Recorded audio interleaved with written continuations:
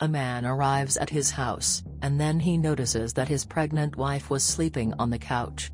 He then starts to get mad about it and then kicks the woman's feet, causing her to wake up. She then asks why the man did that, and he said that every time he got home his wife was sleeping. He then asks if she had even prepared her lunch, but the woman says that she had not been able to prepare lunch. She says that she had some things ready, but that the man still needed to prepare a little. The man then says that he couldn't do that, because he was late and that she never did anything for him, but the woman says that she couldn't prepare lunch, because she was in a lot of pain and had to sit down for a while. She then asks if the man could help a little since she was pregnant, but the man says that she always made up excuses not to do anything. He says she always did that kind of thing, that now that she was pregnant, she was using it as an excuse.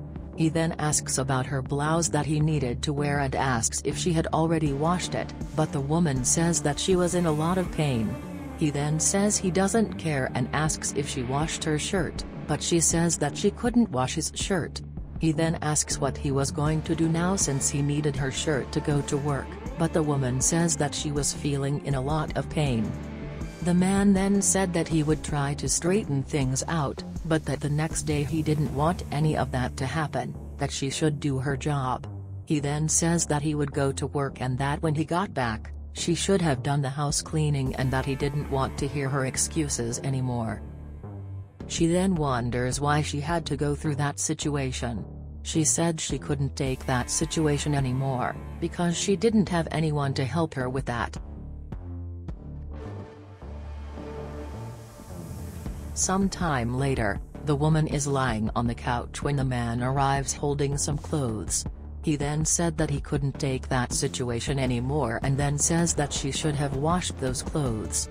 He says that, including the white blouse he had asked her to wash, she hadn't done it yet. He then asks how he would go to work without that top.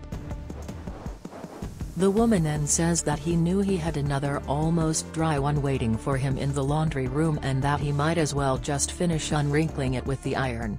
She then said that she had already asked the man to help her with the housework as she was pregnant, but the man never did anything to help her. She then says that alone she wouldn't be able to do everything, but the man says that the housework was she who should do it, because he already worked hard to bring money to that house. He then says that she was kidding him for thinking he was going to do the laundry yet. She then said that she had asked her husband to wash only the clothes he was going to wear to his job so that he could wear them. She then says that she was pregnant and couldn't do everything herself, but the man starts yelling at her and tells her that she wasn't sick and that she should have known about it, as pregnancy was not an excuse for her not to do the housework. The man then throws the dirty clothes at the woman and says that he was going to lie down for a while, because he was tired, but that when he woke up he wanted everything to be clean. The woman, then, is very sad about what was happening there and says that she wanted her husband to be able to get pregnant, for him to understand what she was going through.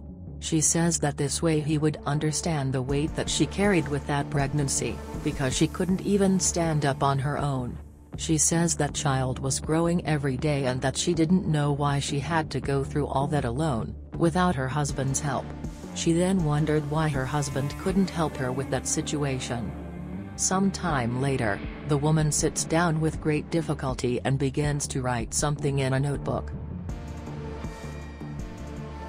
Later, she comes out of her room with a suitcase and then starts looking around. With a very sad look on her face, she starts to look towards her house and then starts to walk away.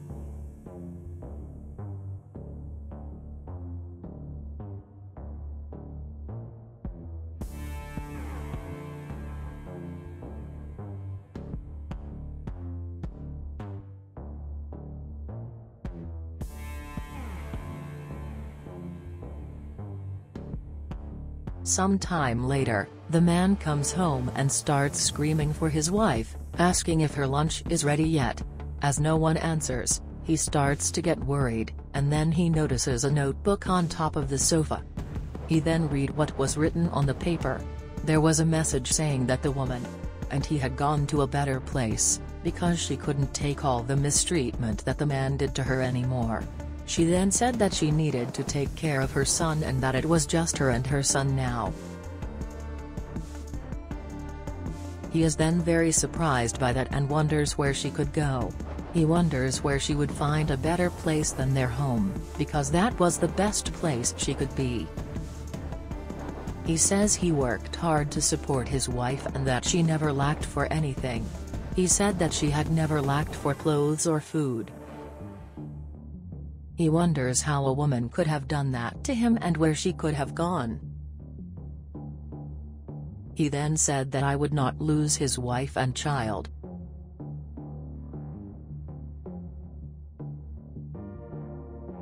He keeps waiting for someone to pick up, but no one picks up. So he decides to call again.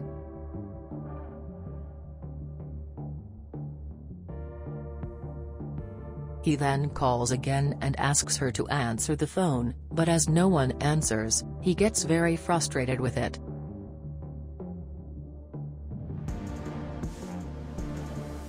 He then said that he would go after her as he didn't want to lose his wife. He then starts looking down the street and starts screaming his wife's name and asks her to come back. Later, he manages to catch up with the woman and walks up to her and asks where she was going. The man then said that he was happy to meet her, and then the woman said that she was going somewhere as long as that place was far from the man. The man then apologizes and asks her to come home, but she says she wouldn't come back, because he just wanted his maid back. He then said that he loved the woman, but she says that if the man loved her, he would help her with the housework. She says the man didn't want to hire anyone to help her and that he didn't want to help her either. He tries to say something else. The woman says that, as he had said, she was not pregnant, but that the man needed to understand that she needed rest at that time. She then says that she had always respected the man and asks if he never thought about the moments they spent together before the pregnancy. She then asks if the man doesn't remember everything they had been through together, and then the man says he was sorry about that and asks her to go back together with her son. But the woman says that child was now hers alone. The man then asks her not to do that, but she says he didn't do it around her family anymore. He then asks her to come home, but the woman says that if she did, she would lose her child and that she didn't want that to happen. He then said that he needed her, but the woman says that he didn't need her, but a maid. He then said that they weren't married yet, but the woman says that she was his wife, but that the man had screwed up. The man then says that he loved the woman very much, but she says that he didn't. She says that the man loved the wife he had at home and that she washed his clothes and cooked his food for him. He then asks her to come home, but she says that he had lost his chance, because he didn't know how to take advantage of it. She then leaves and tells the man to find a maid for him, so he would be able to live alone. She then leaves, tells her son that they were alone now and that everything would be alright.